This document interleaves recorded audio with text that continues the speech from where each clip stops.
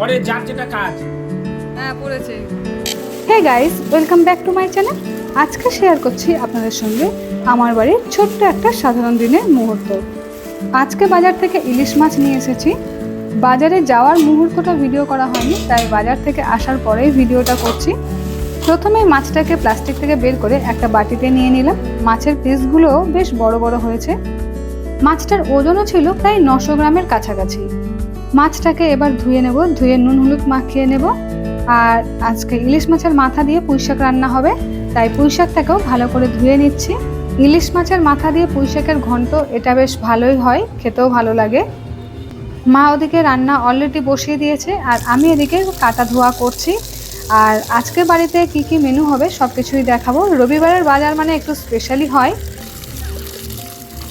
এই যে মাছ ধুয়ে নুন হলুদ মাখিয়ে একেবারে আপনাদের কাছে সাজিয়ে নিয়ে হাজির করলাম। চলো এবার মা ওদিকে কি রান্না করছে সেটাও দেখে নেওয়া যাক।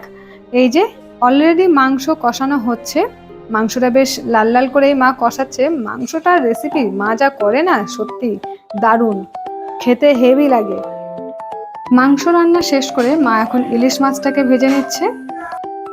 এদিকে কাঁঠালও ভাঙা শুরু হয়ে গেছে, কারণ গাছে কাঁঠাল পেকেছিল, তো সেটাকে পাড়া হয়েছিল। প্রায় 2-3 দিন হয়ে গেছে, কাঁঠালটা পেকেও গেছে। আর এদিকে আমি কাঁঠালটাকে ভেঙেও নিচ্ছিলাম। সারাদিনে ঘরের এই ছোট ছোট কাজগুলো করতে কখন যে সময় কেটে যায় সত্যি টেরও পাওয়া যায় না। কাঁঠালের কোয়াগুলো বেশ বড়ও ছিল, আর খেতেও কিন্তু খুব মিষ্টি ছিল। তো আজকের ভিডিওতে কিছু ছোট্ট ছোট্ট মুহূর্ত আপনাদের সঙ্গে শেয়ার করলাম। ভিডিওটি ভালো লাগলে লাইক কমেন্ট শেয়ার করে পাশে থাকবেন। দেখা হবে নতুন আর একটা ভিডিওতে। ততক্ষণ ভালো থাকবেন, সুস্থ থাকবেন।